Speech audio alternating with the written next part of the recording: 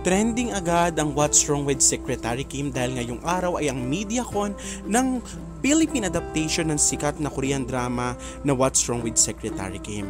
At ito ay pinagbibidahan ni Kim Chiu at Paolo Abilino at lahat naman ay kinilig sa naging revelasyon ni Pepe Herrera. Maniniwala kami. Actually, para sila mag-asawa sa set.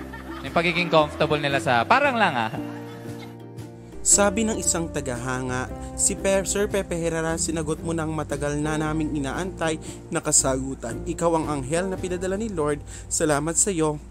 Ang hiling ko dito, hindi ko na alam kung saan pa dadalhin.